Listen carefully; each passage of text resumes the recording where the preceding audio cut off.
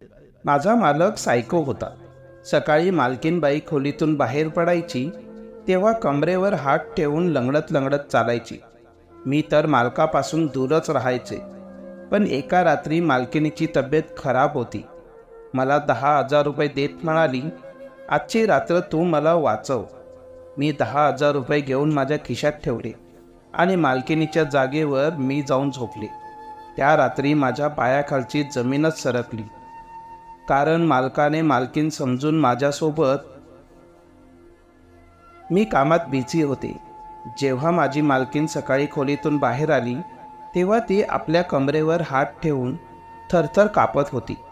मी तिला विचारली की मालकीनबाई काय झालं? तर ती मला विचित्र नजरेने पाहू लागली आणि म्हणाली की तुझा मालक माणूस नाही तर हैवान आहे. एवढं बोलून ती आपले अश्रू पुसत किचनमध्ये निघून गेली. गरम दुधात 1 चमचा हळद टाकून पिऊ लागली. मागच्या कित्येक दिवसांपासून मी हे चित्र पाहत होती. कधी कधी तर मी विचारात पडायची की माझा मालक तर स्वभावाने खूपच गरीब दिसतो, नोकरांची खूपच काळजी घेतो, मग बायकोसोबतच असं काय करत होता जी त्याच्याबद्दल असं काही बोलत होती? मी मागच्या 1 वर्षापासून या घरात काम करत होती आणि मी मालकिनीला नेहमी उदासच असताना पाहिले होते. मालकिनीचा चेहरा नेहमी रागटच असायचा, म्हणून कधी विचारण्याची हिंमतच व्हायची नाही. पण आज तर बिचारी तिच्या पाठीच्या दुखण्याने कणत होती. खोलीतून बाहेर आली तेव्हा कदाचित तिचे दुखणे तिला सहन झाले नाही, म्हणून तिने मला दूध द्यायला सांगितले. माझा मालक तर खूपच नरम स्वभावाचा माणूस होता. मी आजपर्यंत त्याला कधीच वरच्या आवाजात बोलताना पाहिले सुद्धा नव्हते. तो तर त्याच्या बायकोला सुद्धा आहो जाहो करूनच बोलायचा, म्हणून मी हा विचार सुद्धा करू शकत नव्हती की मालक कधी मालकीणसोबत काही चुकीचा व्यवहार करतील. पण मालकिनीचे अश्रू मला काहीतरी वेगळेच सांगत होतं. कधी मला वाटायचे की कदाचित मालकीनबाई खोटं बोलत असाव्यात, कारण मी तिला कधीही मालकासोबत हसताना बोलताना पाहिले नव्हते. कारणही कदाचित हेच असावे की माझे मालक सावळ्या रंगाचे होते, दिसायलाही काही खास नव्हते आणि मालकीनबाई तर खूपच सुंदर होत्या. म्हणूनच कदाचित मालकिनीला मालक पसंत नसावेत, म्हणूनच ती जाणून बुजून तिचा स्वभाव तसा ठेवायची आणि आम्हा नोकरांना मालकाच्या विरुद्ध भडकवायची. मी मालकिनीला कधीही चांगले कपडे घालून तयार होताना पाहिले नव्हते, जसं की बायका आपल्या नवऱ्याच्या येण्या अगोदर तयार राहतात. ती नेहमी खराब कपडे घालून चेहऱ्यावर उदासी ठेवून मालक घरात येण्या अगोदर हॉलच्या सोफ्यावर बसलेली असायची, जसं काही किती दिवसांपासून ती आजारीच आहे. मालक जेव्हाही घरात यायचे तेव्हा तिची तब्येत तिची चौकशी करायचे. तिला विचारायचे की तुम्ही ठीक तर आहात ना? नाही तर चला आपण डॉक्टरांकडे जाऊन येऊ. पण मालकीनबाईचे नखरे काही केल्या संपत नव्हते. ती म्हणायची की मला डॉक्टरांकडे नाही जायचं. त्यावेळेस माझे डोके चक्रावून गेले होते. मला मालक चांगला आणि मालकीनबाई चुकीच्या वाटत होत्या. जी परिस्थिती आज मी मालकीनबाईंची पाहिली होती, माझ्या मनात संभ्रम निर्माण झाला होता. मला वाटत होतं की कदाचित जे डोळ्यांना दिसत आहे ते चुकीचं आहे, सत्य परिस्थिती काहीतरी वेगळीच आहे. पण कधी वाटायचं की कदाचित मालकीनबाई खूपच सुंदर आहेत, म्हणूनच मालकापासून स्वतःची सुटका करून घेण्यासाठी असे डावपेच वापरत असावेत, जेणेकरून स्वतःला निर्दोष मुक्त करू शकणार आणि यांच्या तावडीतून सुटू शकणार.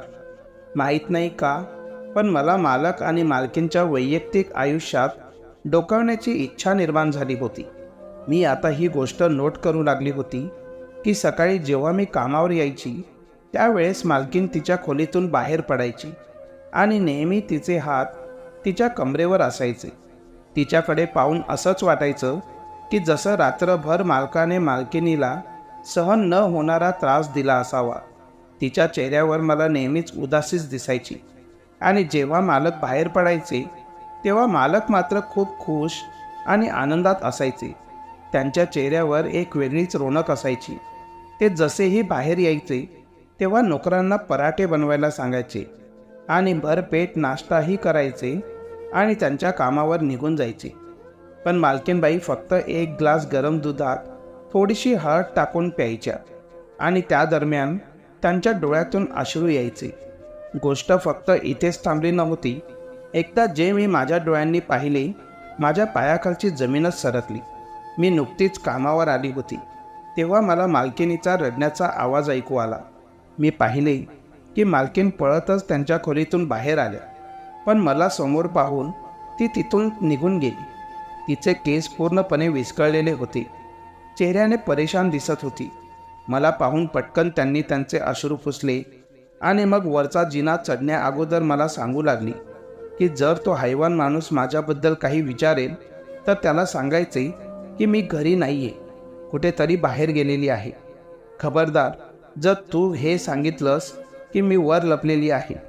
इतकं बोलून ती वर निघून गेली. 5 मिनिटांनंतर मालकाच्या खोलीचा दरवाजा पुन्हा उघडला. मी पटकन हातात कपडा घेतला आणि काचेचा टेबल साफ करू लागली, जेणेकरून मालकाला असे वाटावे की माझं त्यांच्याकडे अजिबात लक्ष नाही. त्यांनी येऊन पूर्ण हॉलमध्ये पाहिलं. मग मला येऊन विचारू लागले की तुझी मालकीन कुठे आहे. हे ऐकून मी घाबरले होते. आज मालक खूपच रागात दिसत होते. मी म्हणाले की मला नाही माहीत, मी तर किचनच्या बाहेर आलीच नव्हती. मी पाहिले नाही की मालकीन कुठे गेल्या आहेत.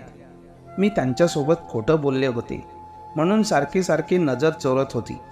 मी घाबरूनच बोलत होती. मालक हळूच चालत माझ्याजवळ आले आणि हळूच मला येऊन विचारू लागले की मला माहीत आहे की तुला माहिती आहे ती कुठे गेली आहे. मला सांग की ती कुठे आहे. मी पूर्णपणे घाबरली होती की जर मी मालकाला खरं काही सांगितलं आणि मालकीन बाईला माहीत झालं तर ती माझ्यावर ओरडेल, आणि जर मालकाशी खोटं बोलले आणि त्यांनी माझं खोटं पकडलं तर कदाचित ते मला या नोकरीवरून काढून टाकतील. मी वर इशारा करत हळूच मालकाला म्हणाली की प्लीज माझं नाव नका सांगू. हे ऐकून ते हसू लागले आणि खिशातून 500 रुपयाची नोट काढून मला दिली आणि म्हणू लागले, जर तू माझी नेहमी अशीच साथ दिलीस तर मीही तुला नेहमी खुश ठेवीन. इतकं बोलून ते वर निघून गेले. पण मी घाबरत होते की माहीत नाही का, पण आज मला मालकांचा स्वभाव काहीतरी वेगळाच वाटत होता. मला मालकीनबाई खऱ्या आणि मालक खोटे वाटत होते. काही वेळानंतर मालक मालकिनीचा हात पकडून त्यांना खाली घेऊन आले आणि प्रेमाने त्यांच्यासोबत बोलत होते. म्हणू लागले की तुम्ही माझ्यापासून लांब लांब का पळत असतात. चला या इथे बसा, आज मी तुम्हाला माझ्या हाताने नाश्ता भरवतो. पण मालकीनबाई सारख्या सारख्या त्यांचा हात आपल्या हातापासून सोडवण्याचा प्रयत्न करत होत्या. मालकाने शेफला सांगितले की एक दुधाचा ग्लास घेऊन ये आणि मग त्यांच्या हाताने मालकीनबाईला दूध पाजले. ते तर खूप प्रेम दाखवत होते. माझ्या डोक्यात अजूनही तोच प्रश्न होता की मालकीनबाई मालकाला का घाबरता. ते तर खूपच नरम स्वभावाचे व्यक्ती आहेत. काही दिवसांनंतर माझ्या आजीचा मृत्यू झाला. त्यावेळेस मला आई म्हणू लागली की मी तुला एकटीला घरी सोडू शकत नाही, कारण मी आणि माझी आई आम्ही दोघीच घरात राहत होतो. बाबा आम्हाला सोडून निघून गेले होते आणि मी माझ्या आई वडिलांची एकुलती एक मुलगी होती. आई म्हणू लागली की जर तुला नोकरी लागली नसती तर मी तुला माझ्यासोबत घेऊन गेली असती, पण जर तू काम सोडून माझ्यासोबत गावाला आलीस तर तुझी नोकरीही सुटून जाईल आणि परत येऊ तेव्हा आपलेच खाण्यापिण्याचे प्रॉब्लेम वाढतील.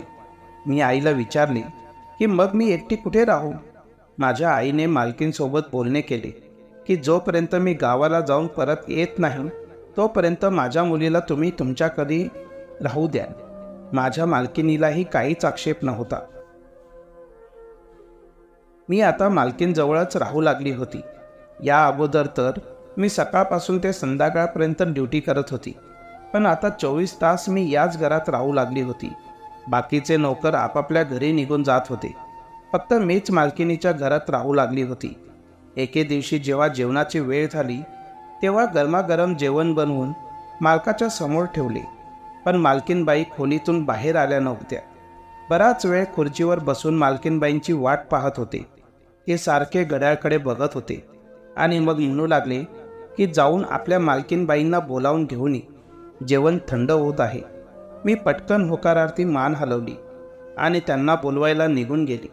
मी त्यांचा दरवाजा उघडला तर मालकीनबाई बेडवर पालथ्या झोपलेल्या होत्या. मी हळूच त्यांना आवाज देत म्हणाली की मालक बाहेर तुमची वाट पाहत आहेत. त्यांना माझी येण्याची चाहूल लागली होती, पण तरीही तिने काहीच उत्तर दिले नाही. ती म्हणू लागली की त्यांना जेवायचं असेल तर जेवू देत, मला भूक नाही. मला जेव्हाही भूक लागेल तेव्हा मी खाऊन घेईन. एवढं बोलून त्यांनी अंगावर चादर ओढून घेतली. मी तशीच परत निघून गेली. तेव्हा मालकाच्या कपाळावर आठ्या पडल्या होत्या. ते मला विचारू लागले की तुझी मालकीण कुठे आहे. मी सगळं काही त्यांना सांगितलं, जे मला मालकिनीने सांगितले होते. मालकाच्या चेहऱ्यावर हास्य उमटले. ते पटकन त्यांच्या खुर्चीवरून उठून मालकीनबाईंच्या खोलीत निघून गेले. फक्त 2च मिनिटात मालकीनबाई त्यांच्यासोबत बाहेर येत होत्या. त्यांच्या चेहऱ्यावर एक जबरदस्तीचे हास्य होते. मला त्यांचा गाल लाल लाल दिसत होता. मी त्यांच्याकडे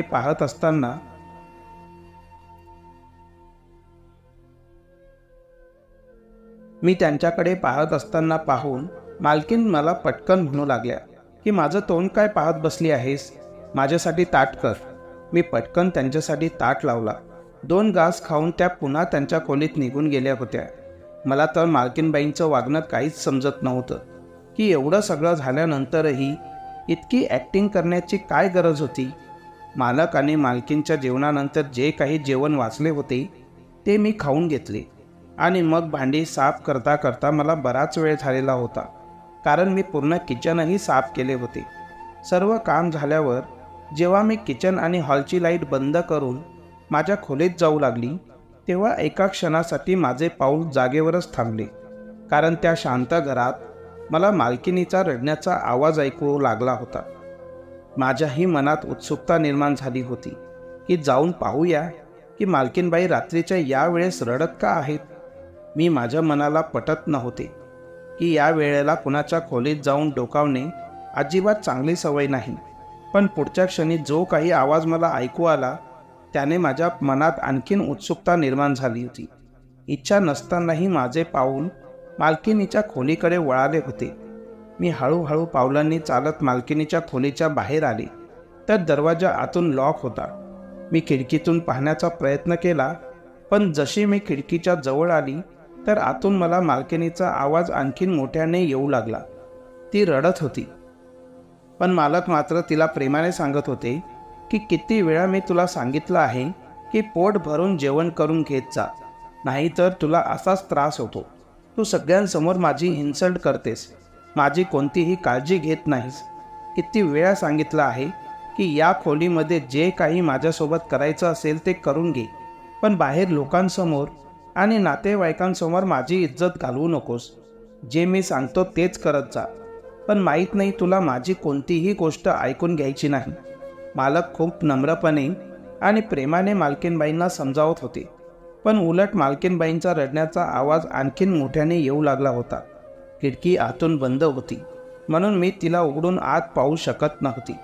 मला हे कळत नव्हतं की मालक तर गोडीने मालकीनबाईंशी बोलत होते. ते अगदी नम्रपणे आणि प्रेमाने समजावत होते, पण त्यानंतरही मालकीनबाई का रडत होत्या. मी पटकन खिडकीपासून बाजूला झाले आणि माझ्या खोलीत जाऊन झोपून घेतले. पूर्ण रात्रभर माझ्या डोक्यात हाच विचार चालत होता. सकाळी उठले तेव्हा पुन्हा तेच चित्र डोळ्यांना दिसू लागले. आज सकाळी मालक उठण्या अगोदर मालकीनबाई खोलीच्या बाहेर पडल्या होत्या. त्यांच्या डोळ्यांच्या खाली काळे डाग पडलेले दिसत होते. त्या खूपच उदास दिसत होत्या. त्यांचा हात त्यांच्या कमरेवर होता आणि त्या लंगडत लंगडत चालत होत्या. त्या खाली आल्या आणि खुर्चीवर बसल्या. मी पटकन त्यांच्यासमोर गरमागरम नाश्ता ठेवला, पण त्या थरथर कापत होत्या. त्यांनी ज्यूसचा ग्लास उचलण्यासाठी हात पुढे केला की हात थरथर असल्यामुळे ग्लास त्यांच्या हातून सटकला आणि खाली पडला. ग्लास खाली पडताच मालक पटकन उठून खाली आले, कारण त्यावेळेस ते फोनवर कुणासोबत तरी काहीतरी महत्त्वाचं बोलत होते. मालकीन तर थरथर कापत होत्या आणि त्यांची माफी मागू लागल्या, पण तोपर्यंत उशीर झालेला होता. मालकाने रागातच आपले दोन्ही हात टेबलावर जोरात मारले. त्या झटक्यामुळे टेबलावर ठेवलेला ज्यूसचा जग उलटा पडला. त्यामुळे संपूर्ण नाश्ता खराब झालेला होता. मालक रागाने लाल लाल झाले होते आणि म्हणू लागले की काल रात्री सांगितलेली गोष्ट तू इतक्या लवकर विसरलीस. आता बघच, मी पुन्हा दुसऱ्यांदा येऊन सगळं काही तुला व्यवस्थित शिकवतो. मालकीनबाई घाबरूनच बसल्या होत्या आणि मी चोरट्या नजरेने सगळं काही किचनच्या दाराजवळ उभी राहून मालकाचे हे रूप पाहत होती. मी आजपर्यंत मालकाला अशा रूपात असं बोलताना कधीही पाहिलं नव्हतं. मला आजही आठवतंय, जेव्हा मी इथे नवीनच आली होती, दुसऱ्या दिवशी माझ्याकडून महागडा डिनर सेटची प्लेट तुटली होती. पण मालक मला एका शब्दाने काही बोलले नाही. उलट तो महागडा डिनर सेट त्यांनी मला देऊन दिला माझ्या घरी घेऊन जाण्यासाठी, आणि स्वतःसाठी एक नवीन डिनर सेट मागवला. मला काहीच कळत नव्हतं की हे नक्की सगळं काय चाललं आहे, पण आता मला या गोष्टीचा छडा लावायचा होता. त्या दिवशी जेव्हा मालकाच्या खोलीची साफसफाई करण्यास गेली, तेव्हा हळूच मी खिडकी आतून उघडीच ठेवली, जेणेकरून रात्री मला सगळं काही व्यवस्थित पाहता येईल. संध्याकाळी एकदा पुन्हा मालक घरी आले. मालकीनबाई संपूर्ण दिवस खोलीतून बाहेर पडल्या नव्हत्या. त्यांच्या चेहऱ्यावर एक वेगळीच भीती निर्माण झाली होती. दुपारचे जेवण टेबलावर ठेवून जेव्हा मी त्यांना त्यांच्या खोलीत बोलवण्यासाठी गेली, तेव्हाही ते आपल्या खोलीत बसून रडत होते आणि म्हणू लागली की मला भूक नाही, तू इथून चालती हो. माझ्या मनात विचार आला की एकदा त्यांना विचारावं की नक्की प्रॉब्लेम आहे तरी काय, पण पुन्हा गप्प झाले. शेवटी ती मोठी लोकं होती, आम्हा गरिबांची कोणती गोष्ट समजणार.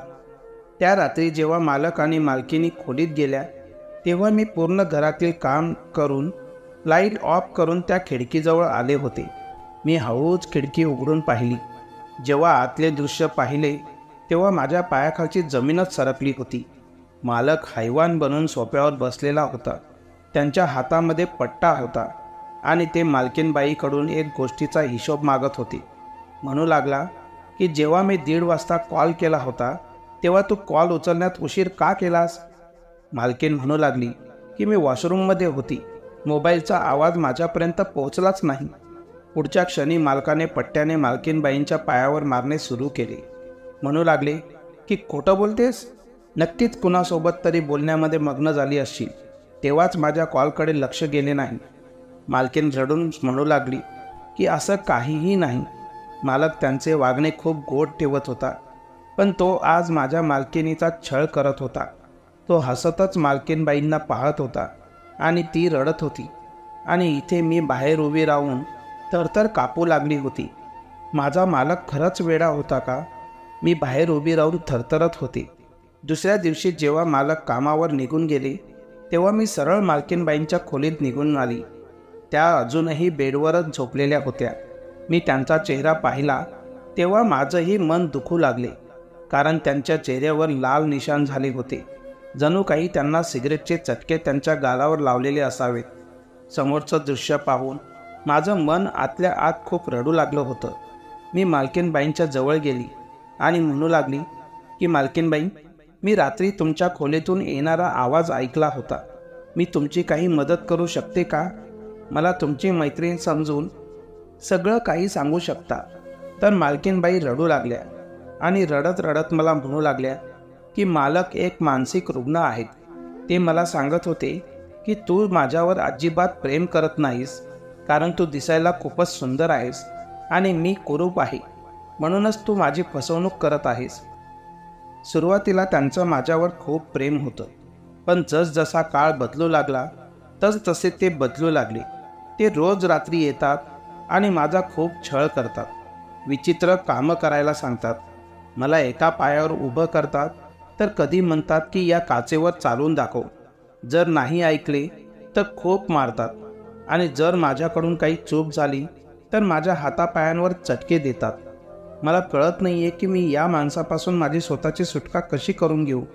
हा माणूस मला मारल्याशिवाय शांत बसणार नाही. मालकिनीचं बोलणं ऐकून मी खूप घाबरले होते. मालकिनीने मला मिठी मारून त्यांचे मन आज हलके केले होते. मी सुद्धा त्यांना शांत करू लागले आणि म्हणाली, आपण नक्कीच यातून काहीतरी चांगला मार्ग काढूया. त्या रात्री जेव्हा मालक घरी आले, तेव्हा एकदा पुन्हा मालकिनीच्या सोबत सक्ती करू लागले. त्यांनी काचेचा ग्लास जमिनीवर तोडला आणि म्हणू लागले की यावर चालून माझ्याजवळ ये, नाहीतर मी तुला टकलं करीन. तुझ्या डोक्यावर एकही केस सोडणार नाही. मालकीन रडत होत्या. मालकीन ओरडू लागल्या की असं मी नाही करू शकत, मला खूप त्रास होतो. मालकांनी पुढच्या क्षणी पेटती मेणबत्ती उचलून मालकिनीच्या जवळ जाऊ लागले, जेणेकरून त्यांचे केस जाळू शकतील. मी हे दृश्य पाहिले तर सहन करू शकले नाही. मालकीन ओरडत रडतच खोलीच्या कोपऱ्यात बसल्या होत्या. मी पटकन जाऊन काचेचा गुलदस्ता हातात घेतला आणि दरवाजा उघडून आत गेले. जोपर्यंत मालक मागे वळून बघत नाही, मी तो काचेचा गुलदस्ता त्यांच्या डोक्यावर मारला होता. ते जमिनीवर कोसळले होते, तडपत होते. पण मी मालकिनीला तेथून घेऊन बाहेर पळाली. आता फक्त घराच्या बाहेरच निघाली होती की मालकीनबाई रडू लागली आणि म्हणू लागली की नाही, तो माझा नवरा आहे. मी त्यांना असं सोडून कुठेही जाणार नाही आणि जर त्यांना काही झालं तर सगळं काही माझ्यावर येईल. मी त्यांना इथून पळवत लावत होते, पण त्या परत पुन्हा त्यांच्या घरी निघून गेल्या. मालक बेशुद्ध जमिनीवर पडले होते. मी पटकन त्यांना गाडीत टाकून त्यांना हॉस्पिटलमध्ये घेऊन गेली, जिथे त्यांचा इलाज झाला आणि त्यांचा मेंदूचाही इलाज केला गेला. त्यानंतर ते ठीक होऊ लागले होते आणि आता ते बायकोवर विश्वासही ठेवू लागले होते. मला मालकिनीने पैसे देऊन तिथून पळवून लावले होते, जेणेकरून मालक माझ्यावर काही कार्यवाही करायला नको. मित्रांनो, आपल्याला या कहाणीतून हे शिकायला मिळतं की नवरा कितीही वाईट असला, बायकोसोबत कसाही व्यवहार केला तरी जेव्हा नवऱ्यावर संकट येतं तेव्हा बायको आपली काळजी न करता आपल्या नवऱ्याला वाचवण्याचा प्रयत्न करत असते. म्हणून सगळ्यांनी आपल्या बायकोची इज्जत करायला हवी, आपल्या नात्यावर विश्वास ठेवायला हवा, ज्यामुळे त्यांच्यातले प्रेम घट्ट होईल. धन्यवाद मित्रांनो.